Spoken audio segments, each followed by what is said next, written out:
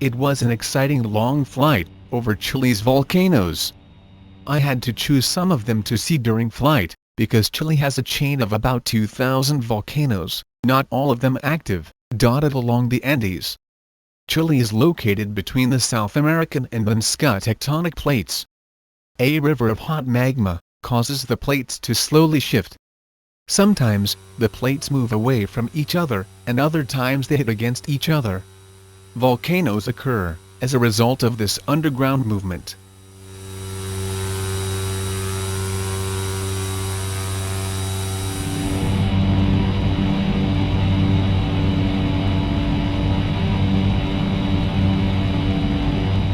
Most large volcanoes in Chile are stratovolcanoes, also called composite volcanoes.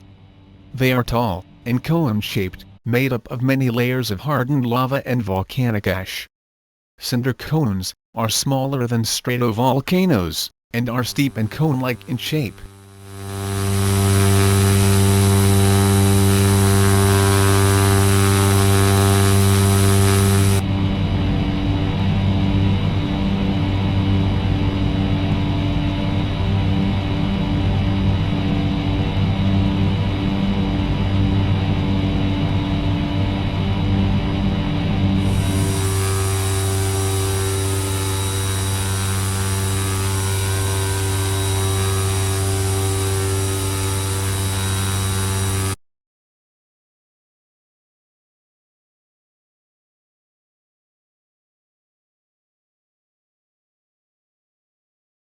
For my flight, I chose as a middle-class aircraft, the Carinato C-208B Grand Caravan, version 3.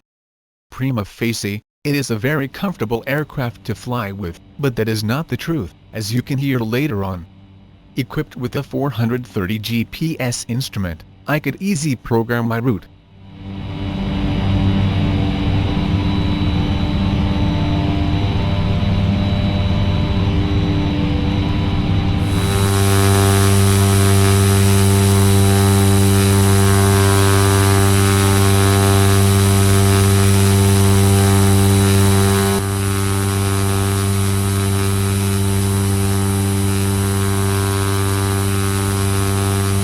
For getting an interest flight route over the big volcanoes, I used two very useful applications from the widget company, on my iPad.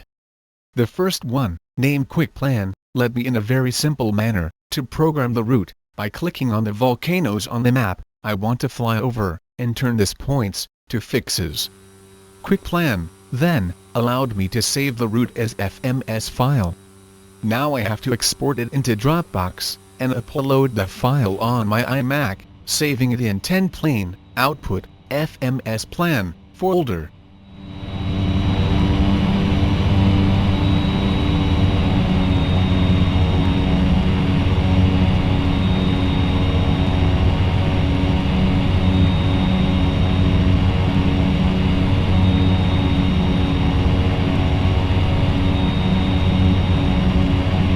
The GPS 430 can upload this file as a flight plan. All is ready for the flight. But how can I follow my flight route on a map? The GPS 430 has a very poor mapped view.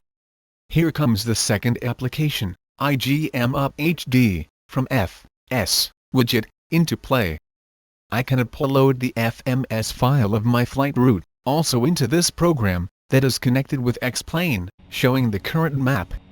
It also placing my aircraft position, in real time during flight, so I am able to see in every moment, where I am on my flight route. Even during a night flight, it shows my route and some important mark points, like settlements, or main roads, on a black background.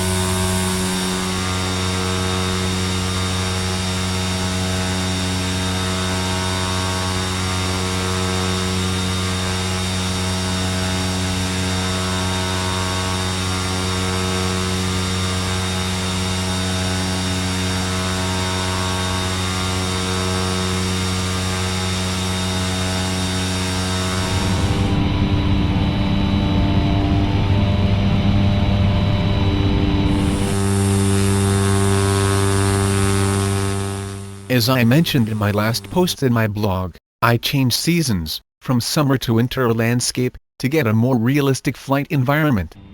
It works marvelous, and for the first time, I got the real feeling, what a winter flight is like.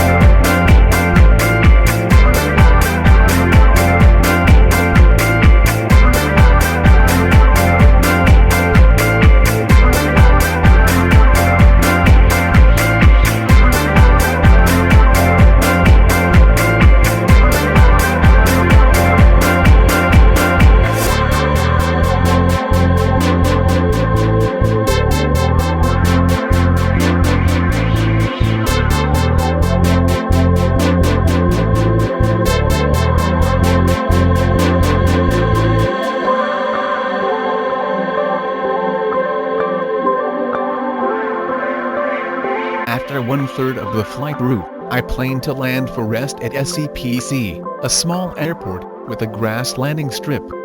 It was not simple to descend from 12,000 feet between the mountains, making a loop, to come in the right position for approach. But then, the anyway short landing strip had in the middle a sharp, angular going down. That was the end of the aircraft blades, and the motor was also damaged.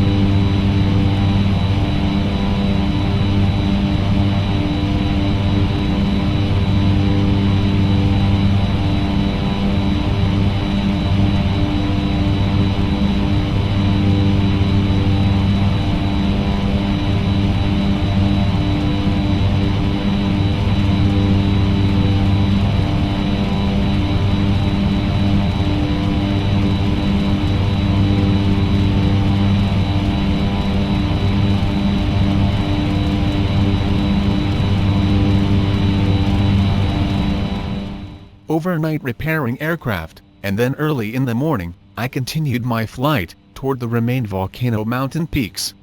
From a couple of hours flight, I made a relative short video, concentrating on those peaks and the valleys between them.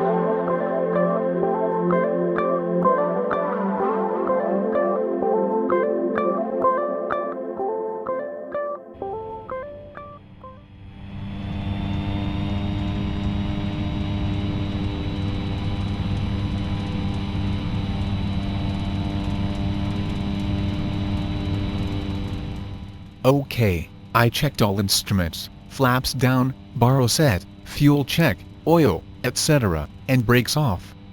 Take off and then the aircraft tends sharp to left, losing height. What the hell is going on? It turns out that to fly this model after new start of X-plane, I need to set for new all my equipment. Yoke, throttle quadrant and rudder pedals.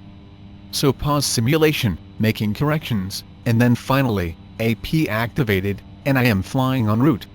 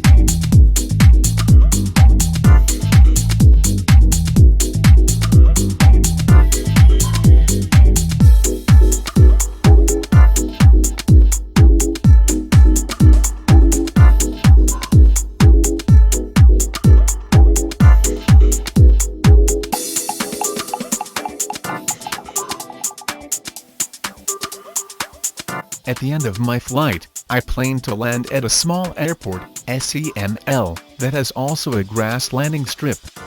This time, I was cautious, and flew over the terrain, looking at the strip, but I could not see it.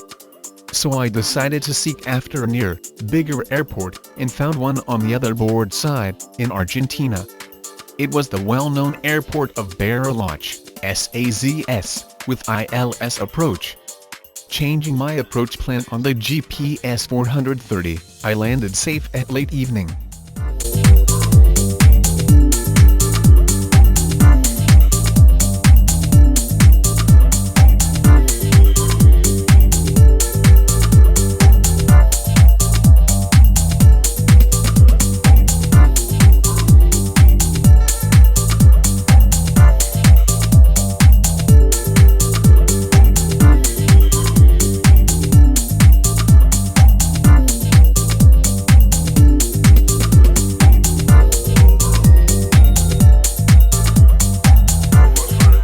I am going now to change my aircraft model again, above all, because there is a big problem with the C208B Grand Caravan.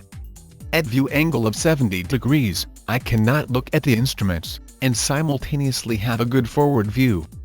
To do this, I have to change my view position, having more distance to the instruments board. But the seat back makes it impossible. I had to switch very often, to outside view, with HUD. That is unacceptable for me. Another problem is the lack of engine power for climbing quickly over the mountains. More than 10 degrees ascent, with full thrust, and nevertheless, speed goes down to 90 knots. This happens without using the aircraft baggage box.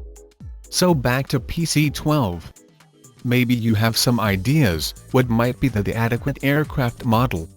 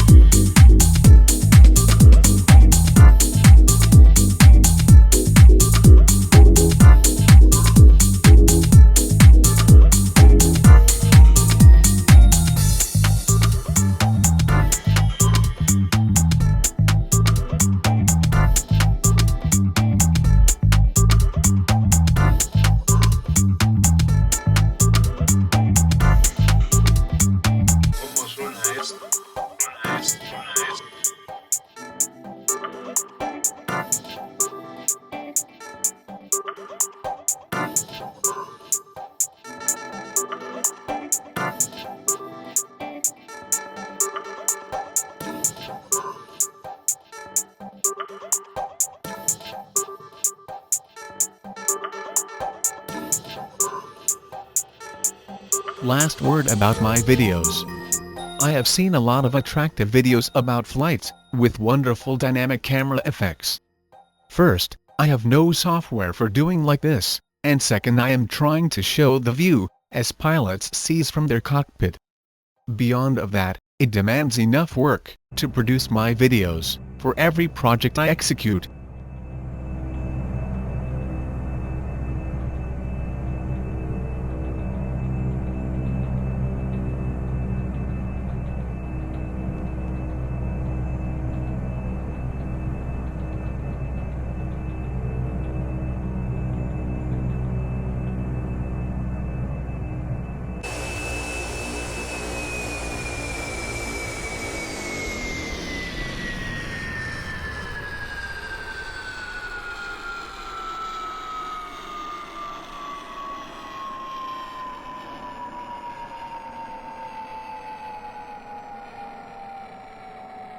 Thanks for watching this video. Further information you can find in my blog. The address appears now on screen. I would like to know, what do you think about the new winter scenery in X-Plane? If you are also an X-Plane pilot, and you like to change information, or if you publish some videos about your flight, please write to me. I will be glad to get in contact with you.